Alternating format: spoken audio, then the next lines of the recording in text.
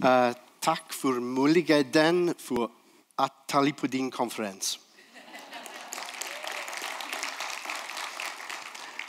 Thank you for the invitation to speak at your annual conference, and in my own tongue of Welsh. Diolch yn fawr iawn yn bore da, which is thank you very much and good morning. Many day dansk, and also a GP, so I'm taking this off because following our conversation last night, I know things are more informal here, and so just to show I'm pretty informal too.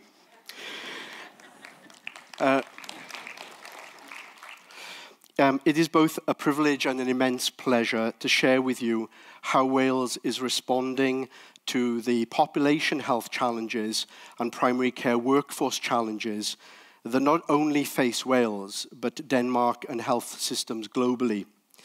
I would like to reflect this morning on what those challenges are, the key elements of the Welsh response, the current role of primary care clusters, what lessons we have learned so far, and some thoughts on where next.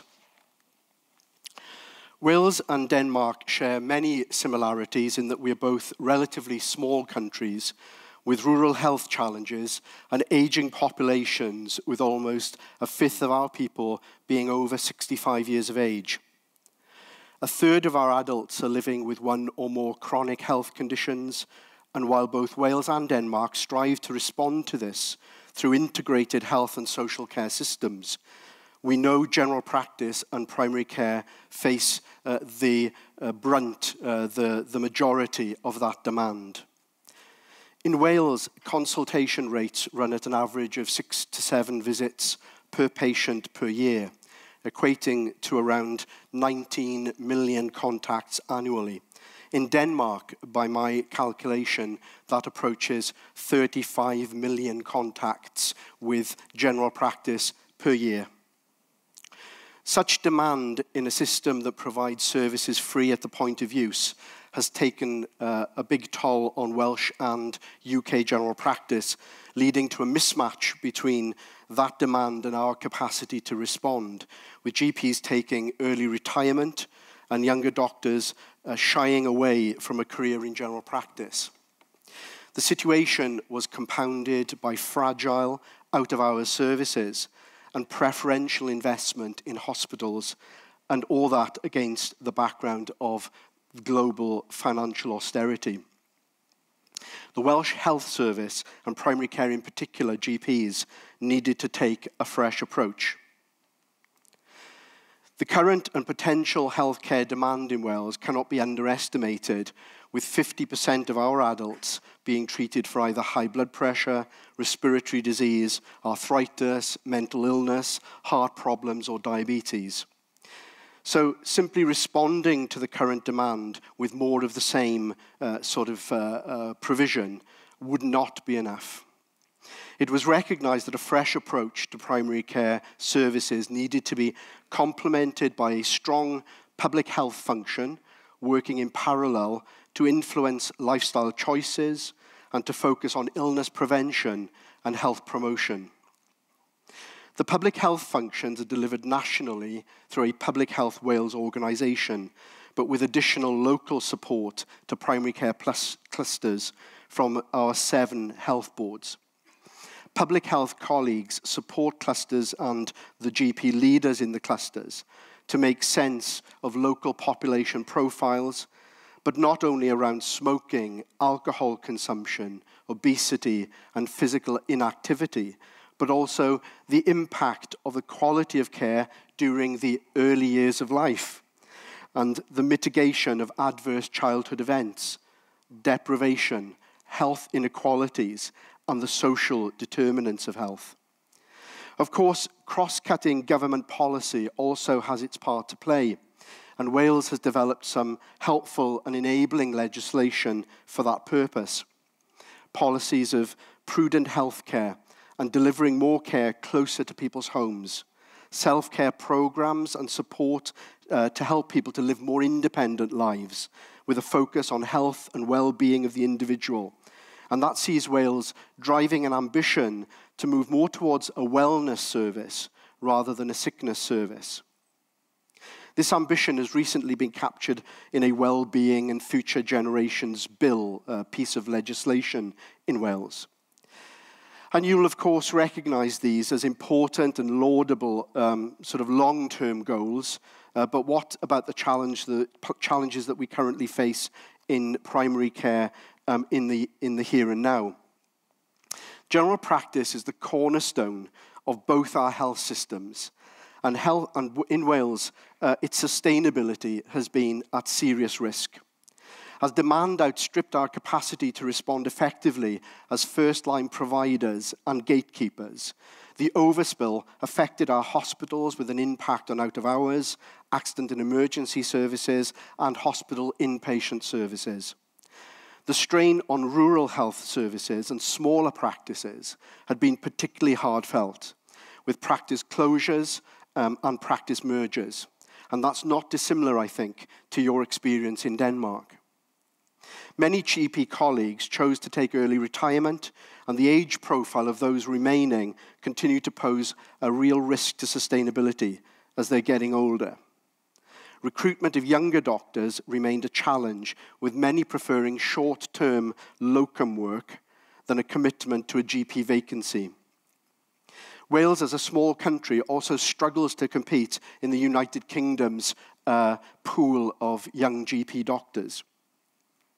Beyond the workforce challenges, I would also argue that general practice finds it difficult to demonstrate robust performance data linked to quality and outcomes that is able to convey our worth and attract the funding and resources that can be more easily argued for in hospital and specialist service areas.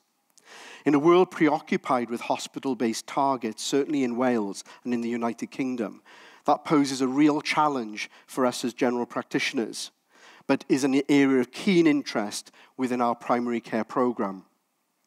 With Wales, and that's seen as participating in the work of the international collaboration on health outcome measures, as well as taking forward our own development of meaningful clinical outcome measures, with over 90% of our practices currently contributing data to national audits on diabetes and respiratory care, in addition to the contractual requirements of the quality and outcomes framework, although we are diminishing the impact of that as we also look at renegotiating a new contract.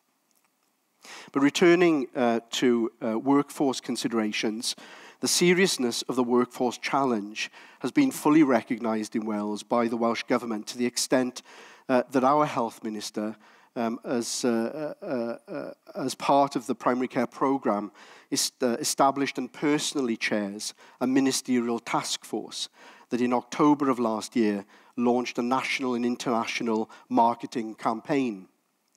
This campaign, together with an incentivisation scheme to encourage GP registrars, young doctors, to train and settle in Wales, is beginning to show success, with almost all of our GP training places being filled in this current year, for the first time in over 5 years. The incentive scheme involves covering GP registrar exam fees at a cost of about £2,000 per registrar, and a £20,000 payment to trainees who settle in difficult-to-doctor areas in Wales.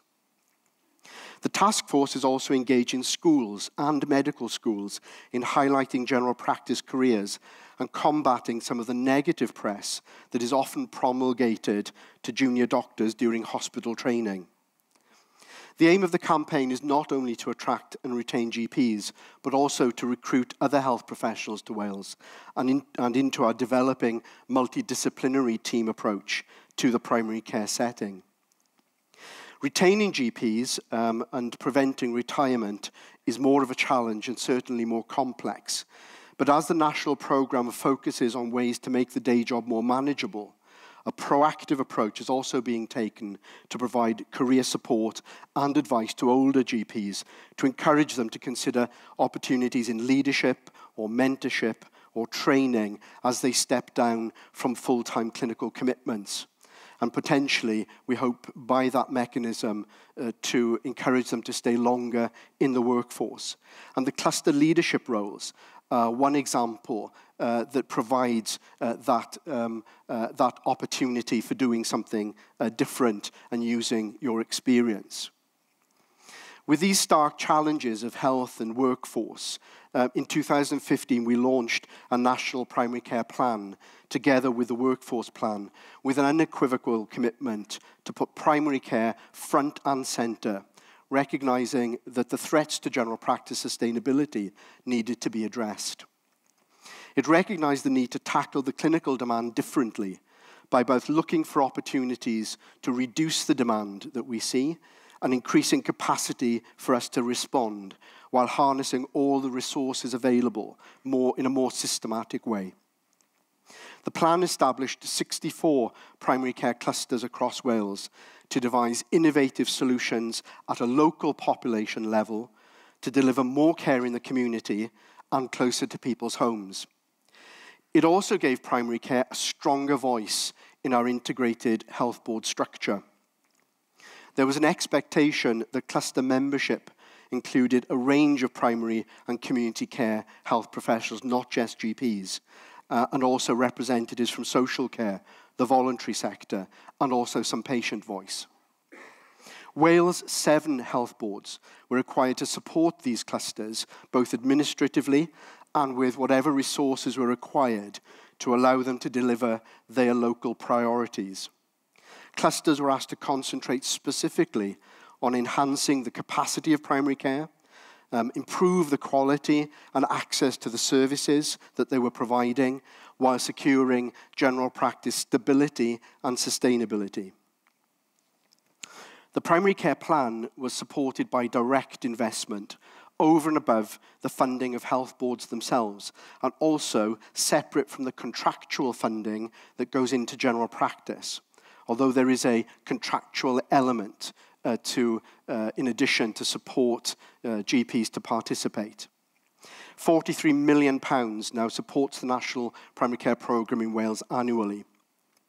Specific funding went to health boards to support the programme itself, together with a range of nationally aligned initiatives which we call Pathfinders. £10 million of ring-fenced money went directly to clusters to fund what they determined were their priorities in addressing local needs.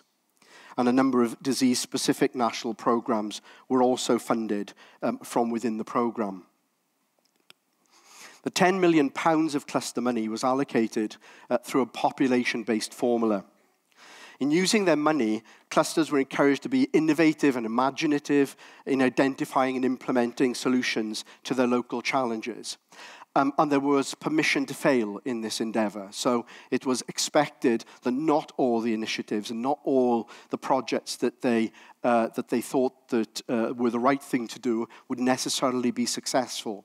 But it was important that people felt that they were in control and had a say in what they wanted to do in order to try and fail if necessary. However, both cluster initiatives and the All Wales projects were subject and are subject to evaluation and scrutiny. And there's an expectation that those initiatives that are proven to be successful in improving capacity or sustainability or quality or service access are rolled out and scaled up across Wales, while those less successful initiatives are stopped. To support learning and sharing, a National Primary Care One website has been established, which is becoming the repository of information around the programme and a focal point to disseminate and share best practice across clusters and health organisations. Learning is also shared through a variety of local and national events.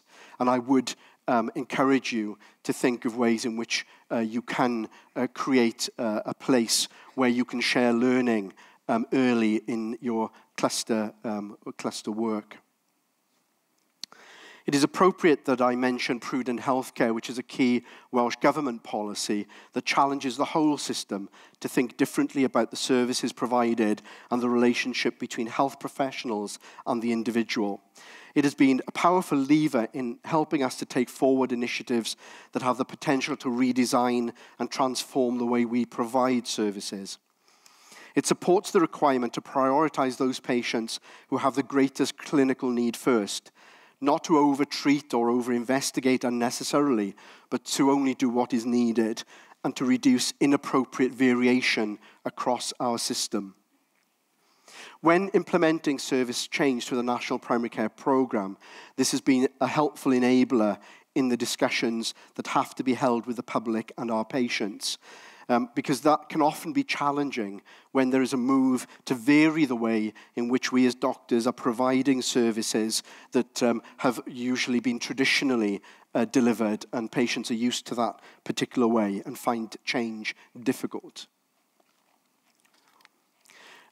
In 2016, the OECD, of which Denmark was a founder member, undertook a review of UK health systems, concluding that no one health system in the UK, whether England, Wales, Northern Ireland or Scotland, was performing any better than another. However, reassuringly, it endorsed the approach being taken in Wales by placing a high strategic importance on primary care and affirmed primary care clusters as a positive model for developing a more effective and engaged primary care sector. It recognised that with further development and maturity of these cluster arrangements, that we really had the potential to better refocus care into the community, together with the necessary money and resources as part of a value-based approach to healthcare delivery. This encouragement from the OECD has been enormously helpful in giving Wales the confidence to further consolidate its primary care programme and the role of clusters. And while still relatively early days, there are signs that the OECD's predictions are beginning to materialise, but we're not complacent about that by any means. While useful, of course, to have this contemporary view of the vital role of general practice and primary care in integrated health and social care systems, it's not a new concept, and neither, for that matter, are clusters. Some of you old enough may remember the Alma Ata Declaration of 1978 from the World Health Organization's International Conference on Primary Care. This pretty much made the same points, so it just proves that there's nothing new under the sun, I think. That while health is a fundamental human right, primary care is crucial to attaining the ambition of health for all globally. And addressing population needs at a local level is key to that ambition. But there are also other essential ingredients: government commitment, strong public health, and a primary care system capable of facilitating solutions through the harnessing, the bringing together of all available resources in the community. That includes promoting maximum community and individual self-reliance, creating sustainable community networks, and tackling the social determinants of health, such as issues around education, and poor housing. Clusters led by GPs, together with a range of multidisciplinary health and social care professionals working as a team and integrated with the rest of the health system, have a unique opportunity to optimize our health and social care services and make best use of the finite resources to the benefit of our patients. I believe when GPs are given the chance, we can do anything. But as Albert Einstein says, doing the same thing over and over again and expecting a different result is merely madness. So let's choose to do things differently in the way that we in Wales are doing and you are choosing to do in Denmark. In Denmark, you have 5 administrative regions, I believe, and 98 municipalities. In Wales, we have 7 integrated health boards responsible for the health of the population from primary care through to hospital and specialist services, but not for social care provision. It was therefore very important that our national programme made it very clear what the expectations were on clusters and also the expectations on health boards to support the new arrangements. Health boards as parent organisations were expected to take a light touch approach. with the cluster arrangements to encourage general practice and for innovation and new ideas to come forward. This has been, to some extent, a disruptive experience for health boards, who were required to pay far more attention to primary care than they had previously done, listening to and supporting what were 64 new and far more prominent primary care GP voices. This has inevitably led to some tension, and the governance relationships we will need to further define as we move forward into the next phase of this work. In creating cluster working in Denmark, I am sure this is an area that will require some detailed consideration for you too, in terms of those relationships between other health organizations. Our cluster population sizes vary from 20 to 100,000, and their plans, initiatives, and ideas contribute to the development of the health board's integrated plans, and they are increasingly becoming a real lever for change. Cluster leads in Wales are predominantly general practitioners, but there are also some leads who are nurses or from public health or even patient leads. However, all GP practices are incentivized to participate in the work of clusters through a contractual requirement, and that's supported by financial remuneration to attend meetings and so on.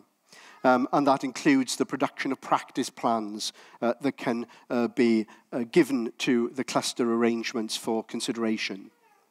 So as well as strengthening core services, they aim to improve access to services, strengthen that quality assurance and clinical governance, and develop more effective collaboration with local community services, especially nursing, social care, and voluntary organisations. The primary care plan and cluster arrangements provide a real opportunity for general practice and primary care to get into the driving seat of health system reform, and at the same time achieve what we need, which is a manageable primary care workload. However, for the programme to have any chance of success, it was recognised early that cluster leads would require the skills and tools to do the job. To accomplish this, an All Wales Confident Leaders programme was established, and over the last 2 years, almost all of our cluster leads and many other cluster members and GPs, support staff have undertaken the course. This is in addition to a more advanced leadership programme that is being offered by within Wales, and regular numbers of regional and national events to support networking, showcase success, and to share learning. The Confident Leaders programme has also been an ideal forum to receive direct feedback from cluster leads, to hear what is going well and where there are problems. And of great comfort to me, my health minister takes a very keen interest in this course and regularly comes along to listen firsthand to what GPs and cluster leads are saying, and to hear what they believe is successful and what are the obstacles to them taking forward success, so that he can help to remove those obstacles if necessary. If you get that, there's a hidden sort of meaning in his power to do that. The key themes emerging from cluster activity so far have had an emphasis on prevention and health promotion, enabling patients where possible to take greater responsibility for their health, and using community networks and voluntary organisations to support them. So really to begin to make and encourage patients to be less dependent on public health services and less dependent on us as doctors and general practitioners. And sometimes I think, as doctors, I know it for myself that we quite enjoy, while we say we don't enjoy it, we actually do enjoy being parental and helping people, because we're hardwired in that way. But sometimes we actually encourage more sort of demand on us than otherwise I think we would have. Optimising the use of the skills of community health professionals and expanding the number and range of health professionals in the primary healthcare team to increase capacity and choice of service providers has been another key area of focus. while making best use of informatics and digital healthcare has been a theme for other clusters. Specific examples of some of these things include the development of community pharmacists to provide minor ailment schemes rather than patients coming to see the doctor to go to see their community pharmacists, and embedding clinical pharmacists in the practice setting itself, working alongside the GP to see those patients who may present primarily with medication-related issues, or those who are being discharged from hospital and have got changes to medication, rather than necessarily just seeing the doctor, but using that clinical pharmacy role to make sense of those changes for the patient.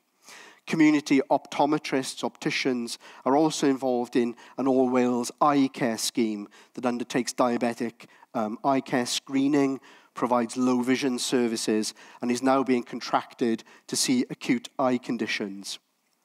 The primary healthcare team is seeing continuing expansion, with physiotherapists joining that team, advanced nurse practitioners, community paramedics, and physicians associates being employed into the primary care team in support of the GP. And the evidence for their impact and ability to reduce the personal workload on us as individuals is gradually accumulating in the programme that we're taking forward. A summary of the GP electronic record, and I know that you are, I believe, entirely computerised in terms of primary care information. We're making our records also increasingly accessible to those other health professionals that support us in those teams, so that they can see patients more appropriately and safely. And we're also progressing with giving patients access to their own records to allow them to better self-care and access the advice and support that they need. The national programme also identified 24 what we called All Wales Pathfinder projects that were considered to be best undertaken on an All Wales basis. And these initiatives were led by health boards, but with significant cluster lead involvement. And they fell under 5 main themes. Better managing referral and demand by testing the role of telephone triage in the primary care setting. The use of primary care support units to intervene and assist practices that were identified as fragile or struggling with sustainability as a means to avoid practice closures. And initiatives aimed at determining how health professional roles, such as the physiotherapist and advanced nurse practitioner, could be best integrated into our primary healthcare system. And so looking again at clinical pathways and the way in which patients access the help that they need. We also, within these programs, looked at ways at which practices can work at scale, from informal collaboration between practices through to more formal practice federation, or the establishment of community interest companies or social enterprises to support those practices that were smaller, but not necessarily for those practices to give away their identity in any way. A significant other Pathfinder project is the 111 service, that's telephone number 111, as a first point of contact as a national telephone answering service. This is currently targeted at out-of-hours demand, and it provides a multidisciplinary approach to call handling, and we established multidisciplinary teams based in regional hubs for face-to-face consultation. Early evaluation of this scheme has demonstrated a high public and staff satisfaction, and its potential to support in-hours primary care is currently being considered. The primary care plan and Welsh Government policy places a significant emphasis on the importance of improving the health and well-being of the population. A number of clusters have pursued projects in this area looking to better harness community assets and promote resilient community networks in support of patients. Some appointing new roles such as community connectors or social prescribers to signpost patients into these services. The term social prescribing is the current very not useful term to describe the process of referring patients with social, emotional, or practical needs into the range of local, non-clinical, often voluntary health and well-being services available in a local community. And this is being recognised in Wales and internationally, from my observation, as an important jigsaw piece that helps the potential to reduce demand on GP services. I'm sure you, like I do as well, have patients who come to see us because we are seen as the first point of call for getting into everything, whereas probably we aren't always the best. While we're happy to help and so on, it probably isn't the best use of our time to see patients who could be better supported somewhere else.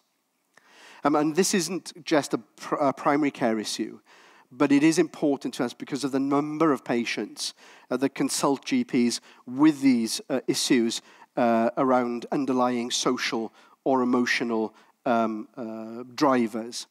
And it seems that if this area is addressed more systematically, it really has the potential to reduce GP demand and more demand on us. And that would be more effective if we involve the citizen and activate the community around this.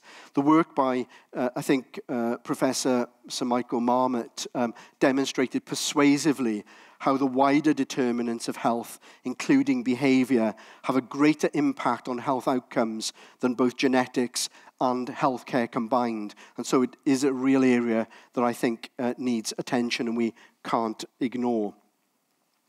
Digital health has the potential to contribute significantly in supporting the health and well-being initiatives that we're pursuing.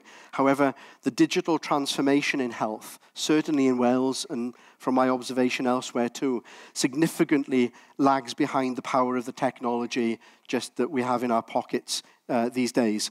And certainly the expectations of younger people today is that they should be able to navigate health services as easily as booking travel or shopping online. And we're not, certainly in Wales, being able to provide that at that sort of at that level. So in recognising this, a primary care IT board was also established as part of this national programme to better prioritise the range of digital health developments taking place in Wales and to better deploy them to assist the programme. One of our biggest challenges is the ability to effectively share patient information between general practice and hospitals in a holistic and collaborative way and to reduce duplication and avoid unnecessary consultations on us as people are waiting for hospital appointments and services. But as the global health app industry continues to grow, so does the plethora of health and wellness apps on the market, and they are rapidly moving from just a novelty to mainstream use. And our challenge, I think, is to bring these healthcare-related applications together and help to make best use of interconnected technologies to support us in trying to get the solutions that we are seeking to implement. And so I would suggest that's a really important consideration for you also as you move forward with this programme. These various solutions that clusters have been coming up with, we've tried to concentrate into some sort of roadmap. So the views about health promotion, supporting self-care of patient self-care, addressing underlying social determinants, enhancing multidisciplinary team working, and adopting effective triage services. It's still work in progress, but we are trying to sort of piece this together into a coherent process. In helping us to identify the most effective initiatives to take forward, we, as I mentioned, have attempted to embed evaluation into all aspects of the programme from the very start. The expectation being that effective initiatives would be taken up across Wales, while less effective initiatives would be stopped to allow the funding to be directed elsewhere. Together with internal evaluation, external programme evaluation has also been commissioned from the Centre of Primary Care Research at Bangor University, which is within Wales, and from the Health Services Management Centre at Birmingham University, and these will report on the programme next year. And I would strongly advocate embedding evaluation at the start of any programme you intend to embark on, and particularly think to engage the assistance of your academic colleagues and institutions from the very start of the programme. In a country the size of Wales and with a programme of this magnitude, there is, of course, political interest in the effectiveness of the programme and how the money is being spent. And therefore, it was no surprise that a few months ago that the Health, Social Care and Sport Committee of the National Assembly for Wales, our government in Wales, recently completed an inquiry into primary care clusters, and the majority of their 16 recommendations aligned pretty much with our learning and experience of the process so far. But key findings include the need to consider whether clusters now need formal governance arrangements around them or even a legal status within our health system to better address some of the difficulties that they had encountered, such as direct staff employment, issues around being able to deliver pensions to individuals, and the indemnity of multidisciplinary staff that work in the system. We needed to think about revising health professional training curricula that would better equip professionals to work in primary care and better define professional boundaries and professional isolation for some of our other colleagues who were not used to working in what can sometimes be, as you know, a fairly sort of isolating role, really, in terms of our decision-making, particularly in smaller practices.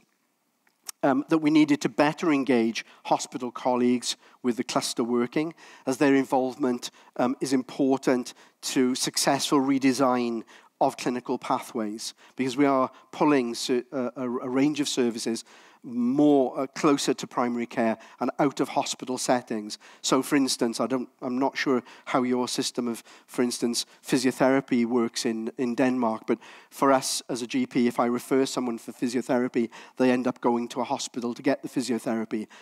So that was an issue for us, and so bringing those roles into the community setting was an important issue for us to look at. Also that we needed to communicate more with the public about the role of clusters and the proposals that we were coming up with for changing the services, because taking the public and the patients with us is, of course, vital. And to that end, we are and have a national communication strategy to go around the programme. And finally, we needed to consider our primary care estate, the buildings that we operate out of, as currently smaller practices who were finding difficulty responding to the demand on them were unable to benefit from all these new roles that we were putting into primary care because they just didn't have the rooms in their buildings to accommodate the staff. So we've had to give serious consideration to how rooms and buildings and fit into the programme. So where next? Staying with politics for a moment, reassuringly, the Welsh Government remains fully committed to and recognises the importance of stable and sustainable general practice as the bedrock for success of its integrated health and social care system. And this is reflected in the recently published Welsh Government National Strategy, Prosperity for All, which recognises the key role of primary care clusters in shaping future services, and to my mind reinforces my perception that the primary care programme and the function of clusters is beginning to have a tangible impact. If politicians begin to sort of talk about it, it obviously must be getting some traction, and that's hugely reassuring to me. At the same time, an independent parliamentary review is currently looking at the national health and social service structures in Wales and their governance, and that's due to report this December. And it'll be intriguing to see what way the role of clusters will feature in this report. As the findings of this review, together with the evaluation that I've just mentioned, will help shape a new NHS plan for Wales to be published in the spring of next year. And I'm optimistic that it will feature primary care very strongly, consolidate the role of clusters, and mark phase 2 for general practice and primary care in Wales. It is undeniable that general practitioners and primary care services are a critical element in the success of any integrated health and social care system. In Wales, that reality has been recognised through this national primary care plan and establishing a network of primary care clusters that have the opportunity to demonstrate the potential of general practice when properly resourced and supported. Our journey has started, and we look forward to building on the progress we have made so far. I believe your proposed contract in Denmark provides a similar opportunity to value GPs and to demonstrate through a cluster model how primary care can contribute to improving quality of care and clinical outcomes for patients while securing sustainable primary care services. In that endeavour, I wish you the very best of success and look forward to our continued collaboration, mutual support, and shared learning. Mange tak.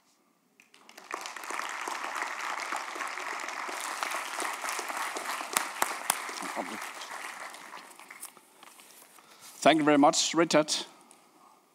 I really understand that general practice has taken the driver's seat in healthcare in Wales, and certainly we also hope that we could take a good sit in that seat here in Denmark. You will have the possibility for posing questions to Richard, and I think there are several things that we should ask him about. And Richard will also take part in the discussion later on, but clarifying questions to Richard is very welcome right now. And I can tell you that all the slides that you will see will be on the website for Lægedage, and Richard's slides are there already. So please, questions for Richard.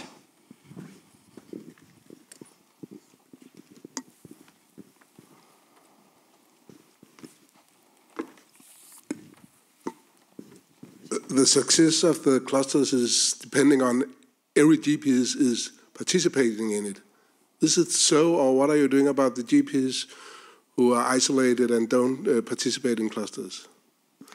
As I alluded to, there is an expectation that there is some involvement, but within a group of practices that make up the clusters, some leads GPs, some GPs are appointed as the lead spokesman for those people, so those smaller practices can participate through those individuals.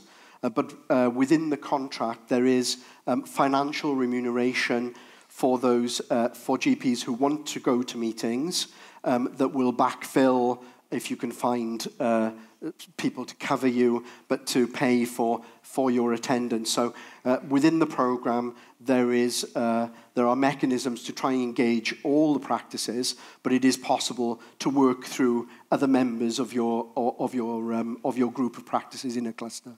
So but just to be clear, as you say, there are incentives for participating in cluster work. Yes. But can you, as a GP, stand outside the clusters if you wish to? Because the Danish system is done in such a way that, as I hear and see it, it is voluntary, at least at the start. To yes, there is the cluster will work on behalf of all the practices in the group because they're looking at the population, irrespective of whether those practices would participate or not. Okay. The disincentive is that if there are, say, 6 practices and we are employing some pharmacists, for instance, to work across those practices and help, if you're a practice that does not want to participate, but you are happy to say that you're struggling and having problems, then that's going to be your problem, because you won't benefit from the initiatives and the things that are being developed to help you. So it's entirely okay not to stay away from it. The cluster will still look at the benefits to the population, but you may lose out on the support for your individual practice. I just have a question. Are all your clusters in geographic areas so that all practices in one area is in the same cluster, or is it like more mixed? Yeah, yes, underneath the 7 geographical health board areas, they were subdivided into practices that were near each other. So they looked at the population that they covered. That's something that we probably need to look at in the next phase. There wasn't a completely logical reason for defining the 64 in the way that we did, other than they looked like reasonable groups of practices to put together.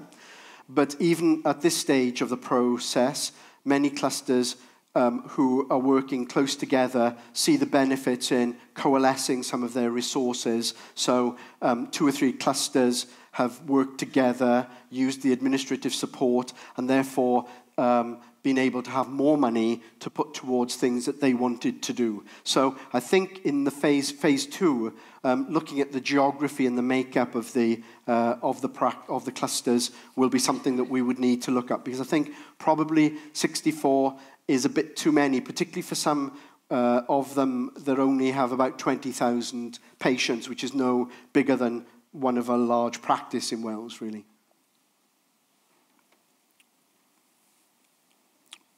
Pia.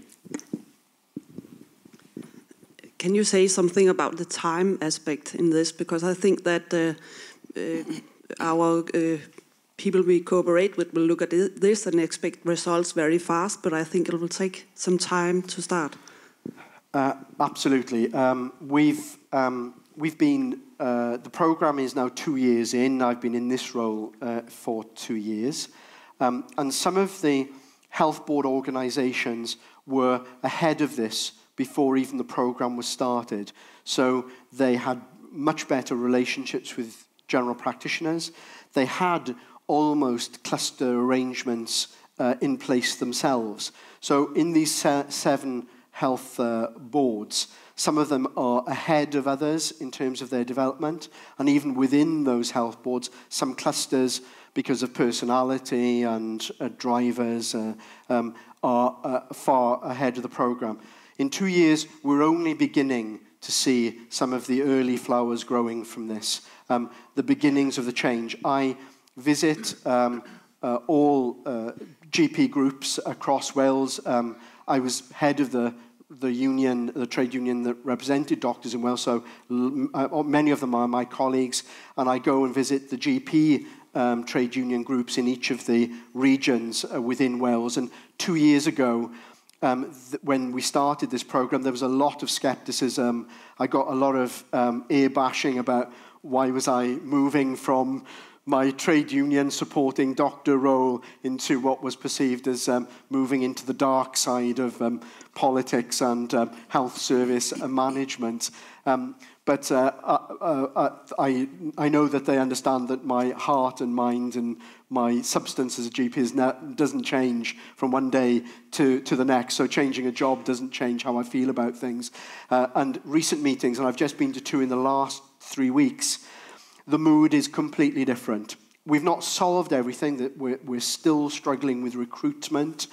But I think there is a genuine feeling from people that the government and the health system understands the difficulties that general practice is facing, and at least has a vision, a clarity of purpose to try and put it right. Because these issues are not just issues for Wales or for Denmark. These are international challenges around primary care provision. But it does take time. So people who are thinking this can happen overnight will be sorely disappointed. Yeah. Richard, I have a. There's also a question there, but I have two small questions, because you don't know, of course, the Danish situation complete. So I don't know if it was by chance or you really like to step into some a bit controversial things here in Denmark. You said we also wish to reduce inappropriate variations. How do we do that in the clusters? You say there are some variation that's inappropriate. Yes. And you want to deal with that. Yes, I think there is a way. I think in the UK, and I guess you will at least have heard of it, we have for quite a number of years, within the contractual, primary care contractual GP contract, had this quality and outcomes framework, QOF, which was very much based on clinical process. So for payment to go into general practice, you had to demonstrate that you had taken the blood pressure of 80% of those people identified in particular age groups. If people were identified with diabetes, they had to be reviewed at least annually, and a range of clinical interventions would need to have been undertaken in order to try to drive up consistency of clinical application, to encourage people to more consistently follow recognized clinical guidelines. And that has had the impact of raising the standard and consistency of the approach to population health through primary care, because money was dependent on this approach. But it, to some extent, went too far, because in my practice, what I'm seeing, we're bringing back the same people and over again just to make sure we don't miss the cash.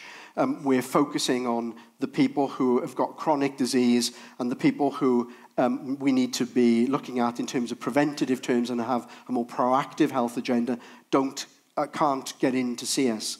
So we are beginning in Wales to change that and reduce the impact of QOF. But if we do that, certainly politically and elsewhere, people are still saying, but how can you guarantee in general practice that you're still providing and delivering good quality of healthcare within that secret sanctum of the consultation?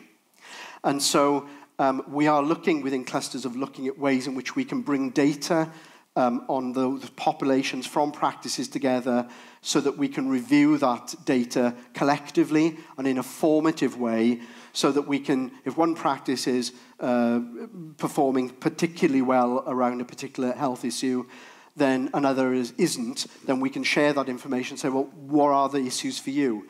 Is it that you just haven't got enough staff or time, or have you got a different population? And how can we help to correct that, not as a punishment or as a punitive approach, but to find a more collective way of doing it? And I think the notion of quality circles and that I think, Fried, previously we discussed around how do we bring the data that we've got. We've got tons of data, but we're not using it in an effective way. And I think give us the information, and if you and I had different clinical sort of parameters, I think we are so competitive as individuals, as doctors, that we would both be trying to work out why I can't be as good as you, or you're not as good as me.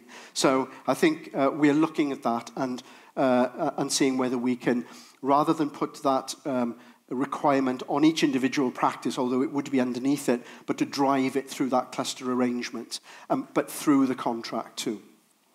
And the last little thing from my side is, you also said you are making your electronic patient records accessible to other health professionals and to patients.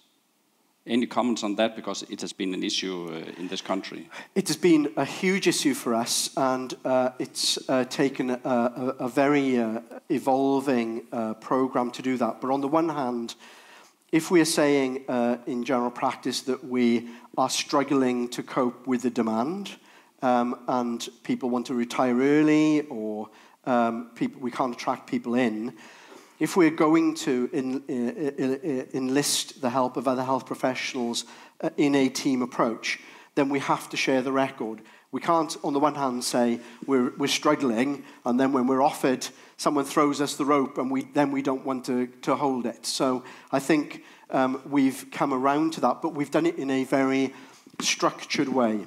and a very careful way, because we were very much afraid that as the gatekeepers of patient information, that if we were to fail patients in terms of confidentiality, so we've got quite rigorous